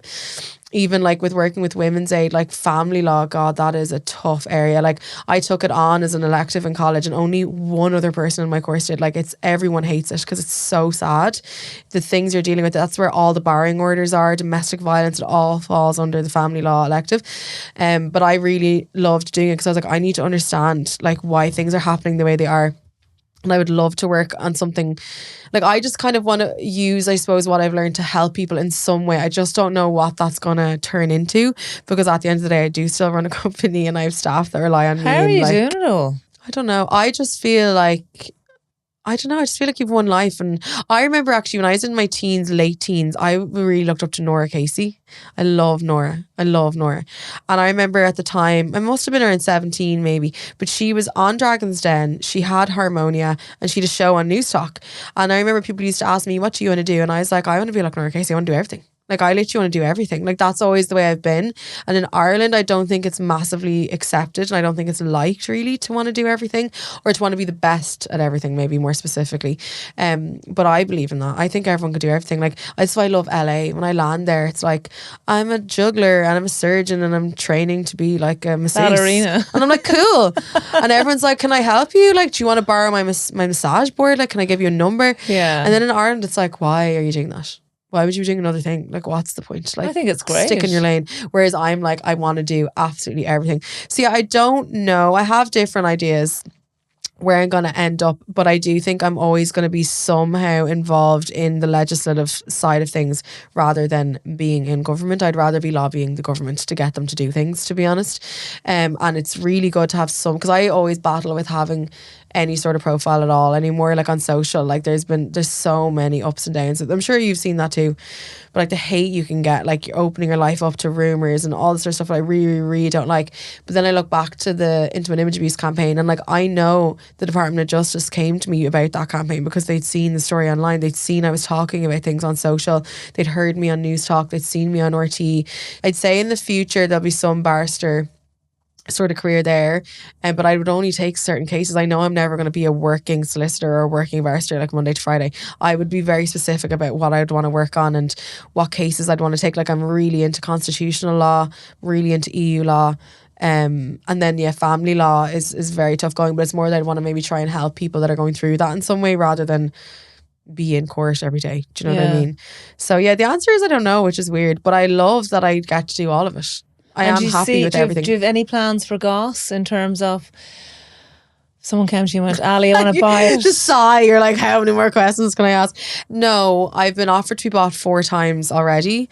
And one of those was a hugely lucrative deal and I walked away from it. So I don't think it's in the near future anyway, because I think, no one could do Goss the way that I do. It would really depend on how that would, like the company that tried to buy me originally that I said no to, they did buy another company, and like seeing what they've done with that now, I'm so glad that I didn't sell to them. And the name of it, I want it to stay. I want the company to stay. I think there's too much more left to do in it, to be honest, to even think about selling it on. Like there's a lot of work done. Like Women of the Year is only 3 years old. Like Gossie's is now in its 10th year this February. It's a decade. Like I want the Women of the Year to be a decade. I want more things. I want more deals. I want to, like, I suppose in terms of planning, maybe more the broadcast side, bringing back podcasts again. We had a podcast. We're re-recording a new one next week, actually. Maybe taking over what Expose left behind, which is that broadcast feel, the red carpet interviews in a more of a constructed way. So like having a show, they're the sort of things. So I'm like, how could I ever think of selling it now? Like I've so much I want to do. I have constant ideas all the time. I'd say your brain is going a mile a minute. All the time. Yeah. And the hardest thing I find about being an entrepreneur, I know you've chatted to a lot, the hardest thing is being dragged into the day-to-day. I hate the day-to-day. I hate the little small issues that fires need to be put out of. So my big plan for like the next 18 months would be bringing in a CEO and me stepping back as the CEO and being the creative director more so, because all the big plans, the awards, they're all from me thinking about how I'm going to do that. If I'm spending half my days on small issues, I'm never going to get to the big picture stuff. So that's where it needs to go next as a CEO. Obviously long term, like I want a family, I want to settle down, so I'm never going to want to be this busy if that's all going on as well. So definitely things will change, but in terms of the company still being there, I can't see anything happening to it anytime soon. I'd be very surprised. Like every year we do better and better, revenue wise even as well. Like I want to see it through. Like I was saying to you earlier that like in 2017 the revenue compared to 2024, it's like 10.5 times the amount of revenue. Like the amount of people when I started Goss that were like, it's never going to work. I was just going to ask you, how much support have you had from other people in the industry? Oh God, none. In the industry, absolutely not. Now in the industry, now that I'm where I am, yes. Current people in the industry, yes. At the start, absolutely the opposite. Oh my God, everyone hated me. Like I've never spoken to that group of journalists that I was friends with ever again when I started Goss. Like literally, and keep in mind that was the same time frame when the sex tape stuff all happened. It was all that first like 6 months. But no, it was massively frowned upon. Who do you think you are? Why are you even attempting this? There was kind of bets going, how long is it going to last? It's only going to last till Christmas. That was like the running joke. And I remember like there was a time, me and Kendra, my editor Kendra, we always talk about how 2018 was our worst year ever. That was the year I nearly sold. So I was kind of prepping the business to be sold, as in I wasn't doing a massive amount of sales work, because I was like, well, we're about to get it going, so we're all good. And then the deal, obviously I walked away from it in the end, and then I was like, shit, like I have the whole business, I have everyone to pay, of all these things. So we had a terrible year that year, and I genuinely can't count the amount of times I slept on the floor of my office because I couldn't afford to get the Lewis. I couldn't afford to drive home, and I'd come in the morning. And Kendra's been with me for 9 years. Like I would just pretend that I'd been like out, I'd go out, grab a coffee, come back in, but I was sleeping on a beanbag in my office multiple times. I'd go home, my family thought I was insane. Like I'd be bawling my eyes out, being like, I can't afford to like do anything, it's my birthday and I can't even get myself a present, like I'm struggling, like I'm paying everyone but I can't pay myself, like I'm gonna get locked out of my office, like I'm gonna be kicked out. Like these were the sort of things that happened, and we were kicked out of one place, and it was very much like everyone was like, how much longer are you gonna give this, Ollie? Like, you know. But again, going back to me, if you're thinking about that time I left the school, I was like, no, like I'm gonna do it, it's fine. Like I was just like, no matter how upset I get. You seem like a resilient motherfucker. I was just like, I have to. And there's one of my friends actually worked with me in the first 2 years of Goss. she basically interned with me, and then she ended up working in the industry in other ways, and she loved the job.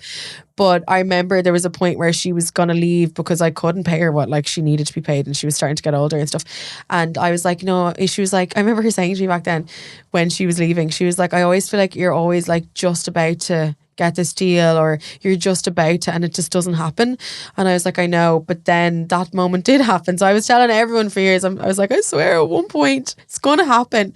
Like 1 year I'm gonna get that deal, and that person's gonna listen to me, and I'm gonna, like now, like looking at our clients like Disney Plus, Musgrave, Sky, like some amazing brands. Like I couldn't even get into a room with them before. Like they wouldn't even talk to me before. Or was it COVID that changed that for you then? Yeah, massively. Like I feel guilty saying it, because for so many people COVID like ruined their industry and ruined their company, but for me it probably saved it, to be honest, because what happened there was, first of all, I let go of our office immediately. So do you remember there was a long period of people trying to decide what to do with their offices, and I remember getting on a call with a few unnamed other publishers, owners. We all had this kind of emergency Zoom. It was very TV vibes, and everyone was like, what are we going to do? And I was like, I'm leaving the office, and no one else agreed with me. And they were like, I'm going to let such and such go, I'm going to lower everyone's wages by 40%. And I was like, no, I'm not changing anything, I'm going to keep everything the same, but I'm letting go of the office because we don't need the overhead.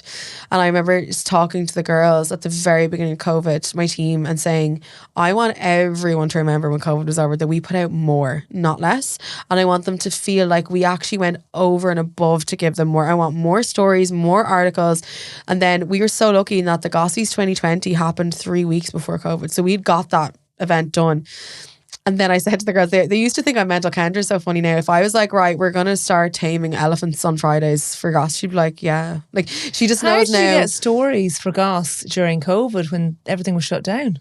Showbiz never sleeps. It was still going. Sure, the news channels skyrocketed. Everyone was watching the news. There was so many things still happening. People were getting pregnant, a lot of pregnancies, a lot of moving in, weddings, anything that was going on in the TV stations. Everyone was talking about it. But see, at that point, you have to understand. Like I've been in the industry for like 15 years. I know everybody. Sure, I know everything that goes on. Like COVID or no COVID, everything was still happening, and people were still doing things. A lot of romantic stories, though. Everyone was like moving in together and all of that stuff.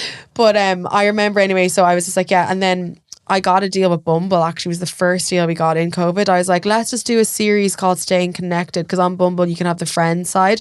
I was like, I'll interview a couple of influencers and celebrities.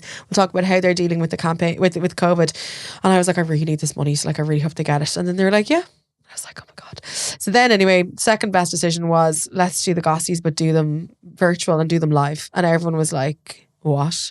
Like I've never done a live production in my life. Only 6 people were allowed together in a room. I'm diabetic. I had to isolate for 8 months. I'm not allowed around people. And suddenly I'm like, I'm going to go and do a production. I never thought of that, Ali. Were you living by yourself? Yeah. I didn't see my family for like 6.5 months, and they all also lived outside of Dublin. So whenever those rules came in about not travelling, I just wouldn't see them for months at a time. And then even my friends, like if I saw them, it was at a very far distance and I had to be outside. Like I was very, very over the top, because I've had 2 DKAs, which is basically, for anyone listening, it's basically how diabetics die.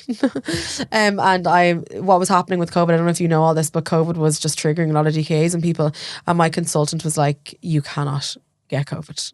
Like even with my age, I was only 29, and he was like, absolutely not. You definitely can't get it. Or sorry, I just turned 30. So I was really freaked out then. So yeah, I really was. That's why I did the law degree, see, during COVID, because I was so alone. Like I was so lonely all the time. And did it have an effect on your mental health? Yeah, I really did at the start before I did the degree.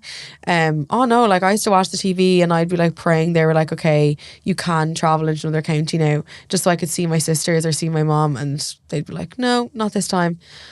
And I'd just be bawling, crying. But then I'd be like, right, I have to go do a lecture now, so I have to dry my tears. So it really saved me in that. It did start your law degree and you're on this path. And like then I obviously had Goss to keep me going. Like I remember people at the time being like, I'm so bored, like work isn't happening. I was like, I'm actually working 7 days a week. I was actually working more.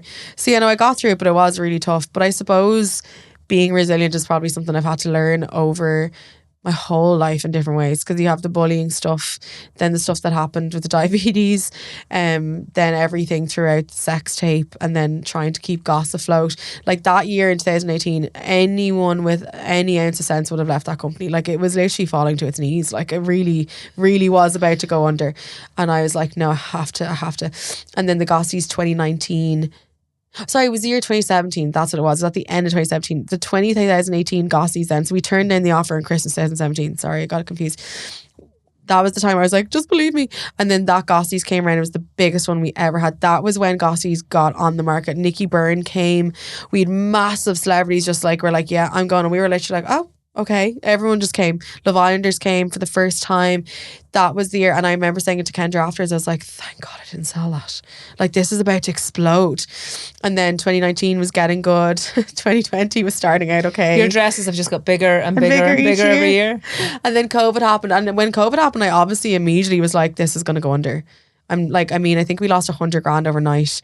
Anyone who owed us money, we're like, we're not paying that. We've no money. Everything stopped. Because like no one could market anything. I mean, this is how we make money. We're advertisers. We advertise for brands. We do partnerships to advertise their product. Most products were like stuck in China. Couldn't even get into Europe. So everyone was like, I'm not taking that deal anymore, and I can't pay any of your invoices. And I had staff to pay, and I was just like, oh my God. What size is your team? 8 now, full time. Yeah, Okay. this is the biggest we've ever had.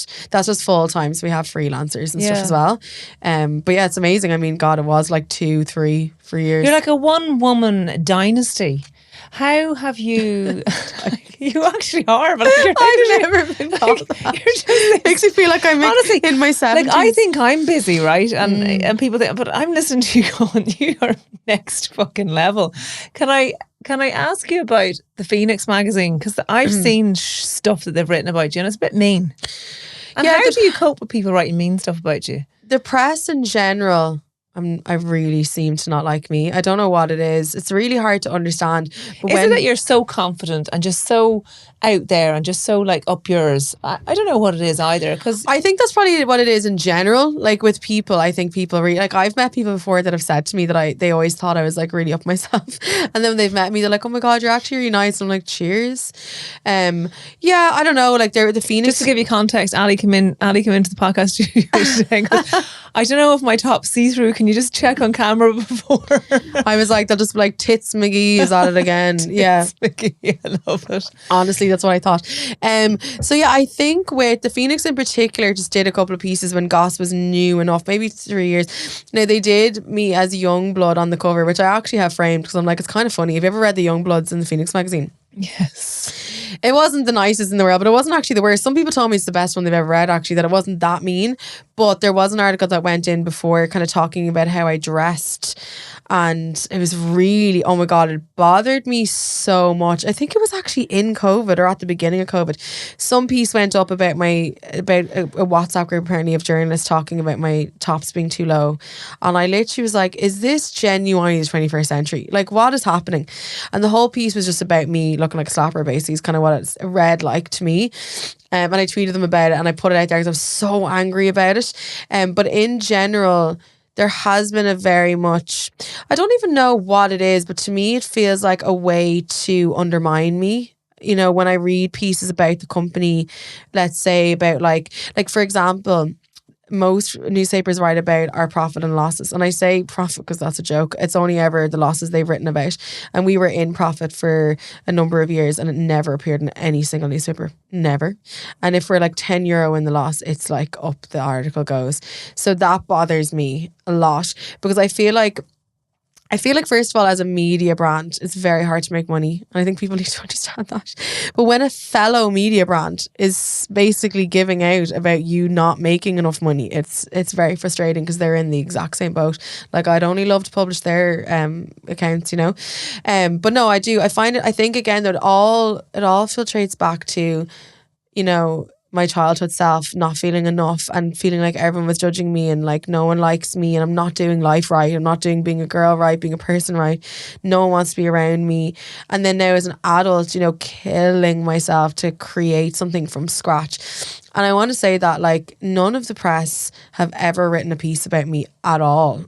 That's positive.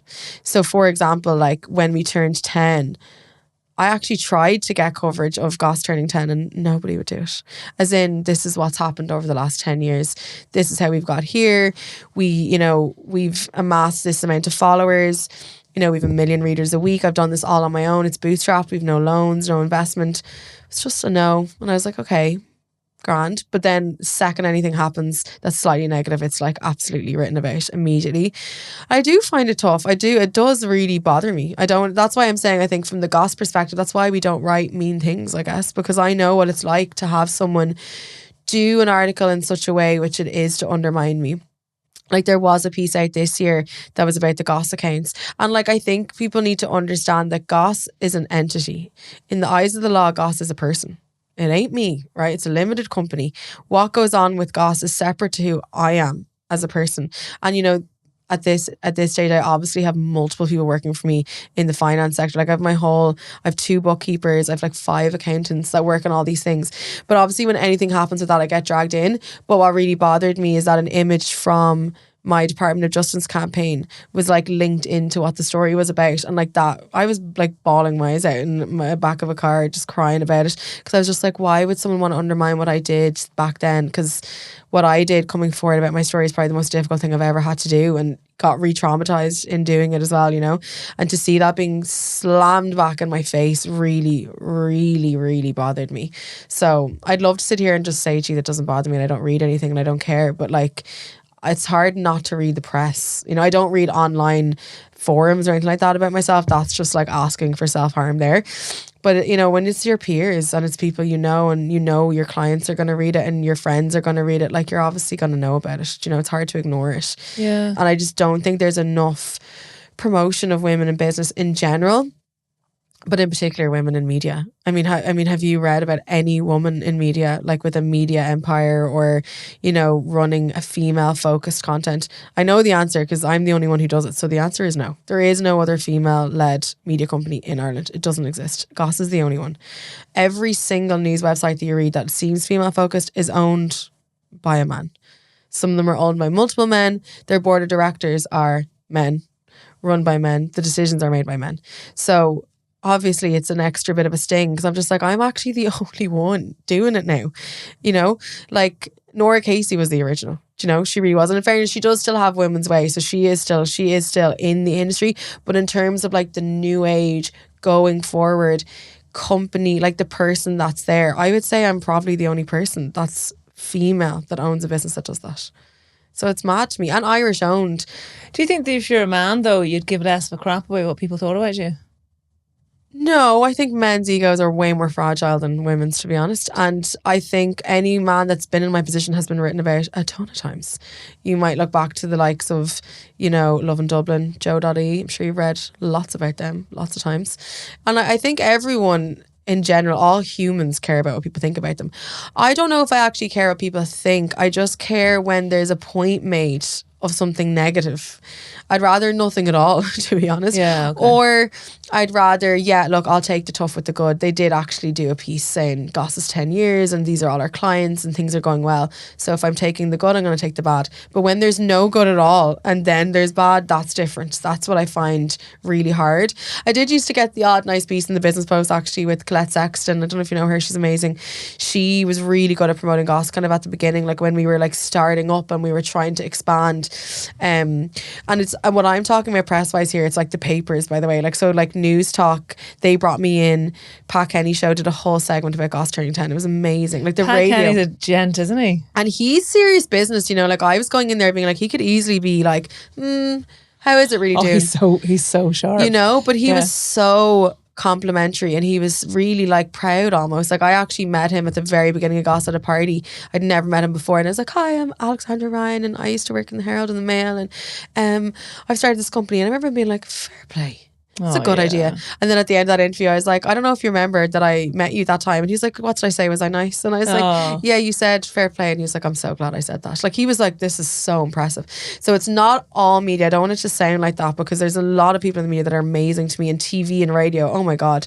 It specifically seems to be papers and male journalists that seem to want to write something about me that's negative. But I would love to live in a world where I suppose women were just promoted a little bit more, and women in the media, because the media is a dying industry in that everything is changing. You know, like the amount of papers that were sold when I started out is absolutely nowhere near where it's sold now. The amount of people working there has diluted massively. Even media in terms of TV is dying, you know, like now we have streamers, like everything is just changing. So I feel like the people that are working in industries that are really, really hard, hospitality is another one I would say is very, very difficult to make money in. Why aren't we building people up like that? I find it weird that we're like, oh, they're losing money, they didn't make enough of a profit last year. Like, I don't understand that part personally. I just think it's very like out to get people that are already in quite a difficult position. So yeah, I'm not a fan of it, and I just don't like being, I don't want people to think that I'm a failure, basically. And that's what I would read into when I see headlines. I would be like, everyone's going to think I failed. And that's why I'm so big on like being the best of the best and reaching the best, because I don't want people to think that I failed. And I know I haven't failed, you know, like I've come a long way in terms of caring what people think. If Goss went down tomorrow, I would have nothing but pride about it, because I saved that company from turmoil. I turned it around. I have employed multiple people in this country. I've kept, you know, they've paid their rent because of me. Like, I have paid as well freelancers in production, lighting, sound, videography, influencers, talent, like the money that I've, you know, given to people. I've nothing but pride about it. If we lose a bit of money now and then, I actually don't care. It's just, I think how it's meant to look is what bothers me. It's this, she's not doing well, she's a failure. That's what bothers me. I know it shouldn't, you know, you're going to say now, don't let it bother you. I know, but it's easy for me to say that. I know that, but it's how you feel. And do you know what? I think actually it's really refreshing to hear you say that. Yeah. Rather than you pretend it doesn't care, you don't care, or rather than us not addressing it. I think it's actually lovely for you to say it, because people can hear it, and everyone goes through periods in their life where they're like, oh my goodness, what do people think of me, or do they and think it's just, I think the reason that trolls bother me so much as well is they never put themselves in that position. So like, you don't understand it until it happens. Like, you don't understand what it's like to have a mean article about you until it is written about you. You don't understand what it's like for someone to create a rumor about you until a rumor is created. Like, it's just such a rare thing, and it really only happens to people in the public eye mainly, and that's why so many people in the public eye get written about, get slandered, get all that stuff, but no one else actually really understands it. But like, I see it now. Like, I have 7 nieces and nephews, and it's funny watching them as children. Like, I'm obsessively protective of them because of what happened when I was so young, being bullied and stuff like that. But I watch things now and I see their need for love and validation, and when they do something, they like look up, have the adults seen? Did I do it well? Did I do it right? And it does make you think, like, we're basically still are our inner child. And I've done a lot of therapy. I was going to ask, have you done therapy? Oh, so much therapy. When I was self-harming when I was like 13, I went into therapy. So I've done it on and off for about 20 years there. Yeah, so like when I see them, I started to realize that like these feelings are normal. Of course you're going to get upset if someone doesn't like you. Like, when you're a child, if you're a little kid and you're in your house and your parents don't go, well done you know, you did a good job. If they come in, they're like, oh, a bit of your soul dies. Like, it does. And I know we're all adults now, but that part of you remains, you know, like being in society and looking back when you study like different sort of tribes and stuff, and how tribes work, you know, even in the animal kingdom, you know, the weakest is left behind, and like all these things, like we're all the same sort of animalistic. We want to fit in, like we want to be liked, we want people to say, well done, that was good. And especially when you live quite a lonely life, which I did during COVID, for example, and there's no one there, you need someone to say, well done, like that was good. And sometimes that is your peers, you would hope, but just not always for me. But that's the feeling I think that I'm looking for. And that's why so many people that have been bullied go into show business. Actors, singers, that applause is their mom and dad or their friend or whoever they lacked in their life going, well done. You matter, you're loved, you're good. And if you don't have that in whatever aspect of that, like I had a really loving home and my mom was amazing. But because I didn't have it somewhere else, there's been a lack there, and that's obviously what that void is trying to be. But then when I look back, I'm like grateful for the void, because I don't think I'd care that much about anything if I didn't have it. Whereas now I have to show everyone, I have to prove myself, I need to be the best, like I need to be number one. That's all coming from a place of feeling like I was zero, you know, in the first place.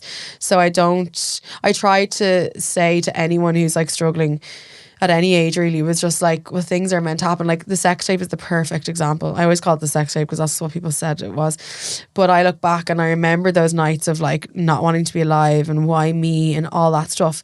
And then I look to now and I'm like, if it wasn't me, then who? Who would have done that press conference? Like I had to give a victim impact statement on television, like RT News, and say what happened to me and then tell people everything was going to be okay. And like then I did a radio series as well for them and interviewed victims, interviewed other people and part of it.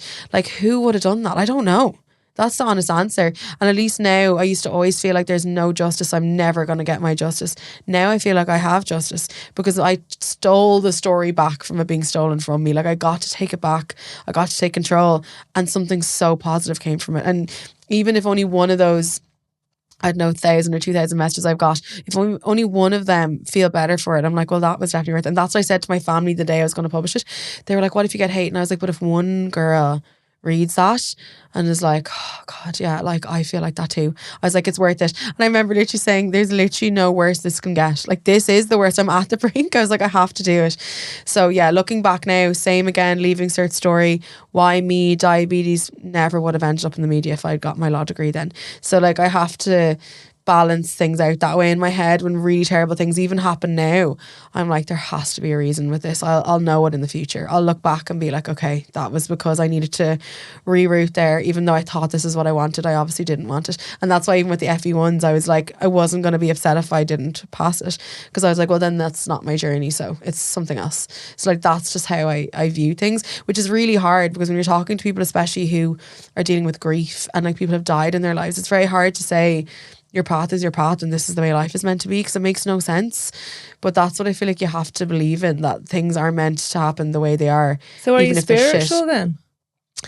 I don't know if I'd say spiritual as in like I don't really study a religion or anything, but I do believe in like the universe. Like even before, I know it's become massive now, manifestation. My mom gave me The Secret when I was like 17. Around the time of everything falling apart, and it like changed my life. That's probably what started changing my life. And the diabetes. And the diabetes. But it was the belief that if you wanted enough, you can make it happen. That probably is what gave me the kick up my ass to be like, right, well, I'm going to be the best reporter then in the country. Like that kind of feeling came from that. And I've given that book to so many people. And now positive thinking is massive and it's everywhere and it's brilliant.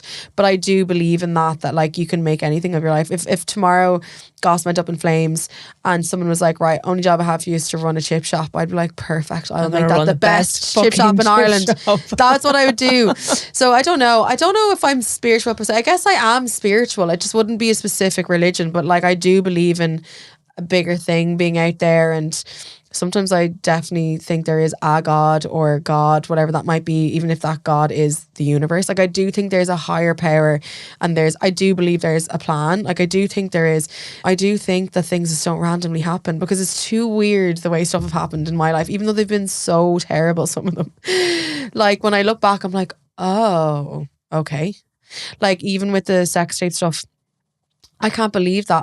If I hadn't have done that, I probably never would have done my law degree, because I'd never been working with the Department of Justice and I never would have been involved in the legislative stuff. And God knows where that part of my life is going to go. Like who knows what law I'm going to bring in the future. So it's very hard to look back and be like, why me? Like it's up to you to make some good of a really terrible situation. And in Women of the Year, you would have seen it on the day. We do these like local hero awards, and oh my God, the women, I always leave feeling a piece of crap. The women, like, you know, there was one year with this woman, Geraldine Mullen, you might remember her whole family had basically drowned in a car. Remember they were reversing, and when they were like trying to save everyone and they couldn't, and then the guy that was in the water tried to save her and she was like, don't save me. Like she wanted to die and she didn't. And she now does the most incredible stuff for her community. Like she does so much and she takes pure joy out of other families' joy. And it's things like that where you're just like, God. Like we can all sit around and moan and cry and give out about life and feel crap. And like we're allowed to do that too. We're allowed to have our bad days. But life is up to us. Like we decide where it goes. You know, and I think that's what I learned over my lifetime so far at 35 now. Whereas I wanted to control everything. I mean, that's what the self-harm was about too. You know, when I went to therapy about it, that's what they were saying it is. It's because nothing in my life was in control. I was getting bullied. Everything was so hard. I hated school. I didn't want to leave my house. So I was like, right, well, I'll do this then, and I can control that, how hard I go and how often I go and all that sort of stuff. So kind of later in life, I've realised that I really struggle with the lack of control. But now what I say to myself is, but I do have the control though. I can decide how I react, for example, to a newspaper article. Do I go on that anonymous forum? No. And I'll give you one example of how I use it in my work life, because I've said this to a couple of business people lately and they've really taken it on board. Like if something comes into the office, so let's say it's a really nasty email from someone that is just really pinpointedly given out about me as a person and just is just venting, which happens in loads of businesses that have any sort of level of customer care, just someone, let's say, randomly given out. I will always say to the people that have got the email, so like let's say it's a group email, it has happened before, but I would be like, do I need to read that? And they'll be like, oh God, yeah, well she said this and she said that and blah blah. And I'm like, no, I know she's saying loads of bad things in it, but is there a legal reason for me to read it? Is there a business reason for me to read it? And I remember the girls were like, well, no. And I was like, okay, cool. And I deleted the email. I never opened it and they couldn't wrap their heads around it. And I was like, well, I decide what comes into my life and what comes into my mind. And I'm not going to put myself in a position of like really horrible things being said or feeling really sad when I have shit to do. Like I need to run this business. Do you want me in the office crying or do you want me to get on with the day? So like that's kind of where I am now in life. So if things that would normally I would obsess over that are so bad for me, that how people think or what they do, or none of that really happens now, to be honest. I'm very much like, I don't want to hear about it, like, to be honest. That's what I do with business stuff anyway. And then in my life too, I'm a little bit more boundaries, I suppose. I have more boundaries. Yeah. Okay. I asked two questions at the end of every podcast. I didn't even know that. Did you No, not? wait. I've listened to your podcasts. I forgot. No, as in, sorry, I do know. As in today, I haven't known that because I've forgotten the questions. This is good. Even better, Let's do it because you live. can do it off the top of your head. So what piece of advice would you give young people today? Oh, okay. Probably a little bit of what I've said there. I think I was thinking, you yeah. were just saying, if there was a young person sitting in front of me right now being like, tell me something, I would say number one, everything works out. You know, even in terms of kids that are like doing their leaving certain stuff, like there's back doors into everything. You know, there's ways into everything. You don't have to go to college. You don't have to get the job your dad wants you to get. I do think everything works out. And I think the one big lesson from being an adolescent to being an adult is that things really do not matter. Like the things that matter when you're younger, you never think of them again, honestly. Like the cool girl in your class, do you even speak to her? Do you even know where she is? Probably not. So I think just understanding that school isn't the be end all and that things will work out, and that everything will make sense. I don't know if you've ever seen the Connecting the Dots speeches by Steve Jobs. Have you ever watched it on YouTube? not that specific one. If anyone needs a bit of an prep talk today, you need to watch that. It's basically this speech at one of the big Ivy League colleges, and it's called Connecting the Dots, and he talks about all these things that happened in his life, bad things, and then he cuts to Apple and all the good things, and he connects the dots between all of them, and basically is like, if those things had never happened, I would never have got there. And another really good one to listen to if you're into Audible is Green Lights. Have you ever listened to that by Matthew McConaughey? The whole book is about him thinking everything is a red light. So jobs he didn't get, girls he never got, jobs that didn't work out, houses he didn't get to move to, things like that, and how at the time he thought it was a red light, and then later in life he's like, they were all green lights. Like they got me to exactly where I was meant it's to the be. way you look at something rather than it's your perspective on things. It's the isn't perspective. Jerry Hussey does a lot of really good stuff. He's a brilliant book. Great, yeah. He's 2 books now, but his latest book is really good, and he talks about instead of why is it happening to me, you should ask why is it happening for me. And he has this example of like, you're on your way to like a really important job and your tire blows and you're like, oh, side of the road, late, you spill your coffee, right, I'm gonna have to get new transport and get a new shirt. And he's like, there's 2 people. Someone will be like, oh, why has this happened to me? Like, it's ruined my day. But then there's another part of you where you could go, okay, well, this has happened for a reason. Maybe I was going to keep driving and I was going to crash into someone. Maybe I was going to arrive early and make a massive mistake and ruin that job.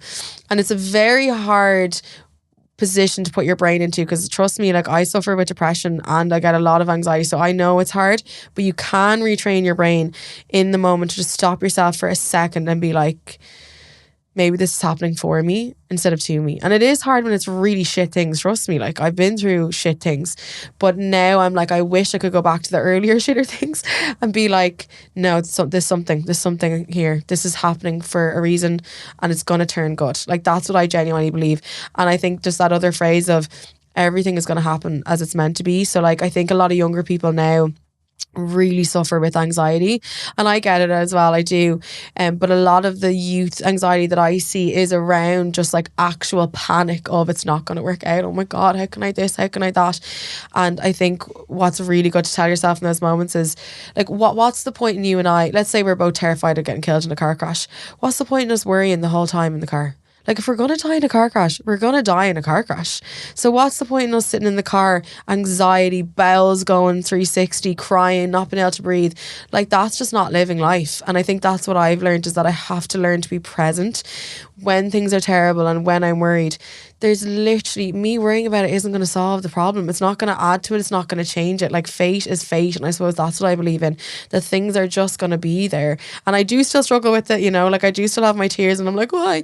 But when I do calm myself down, I'm like, well, it's going to happen as it's going to happen. So You've definitely done a lot of therapy. Anna. Yeah, I really have done a lot of taught the nation and like there. self-therapy too. I do a lot of self-work, a lot of meditation, yoga. I've done like, I did one like little healing When's getaway. your book coming out? When's your book coming You wouldn't even believe my stories if I wrote a book. You'd be like, that didn't happen. Do you remember you mentioned Jerry Hussey there? I had Jerry Hussey in the It's podcast. amazing. And I didn't press record.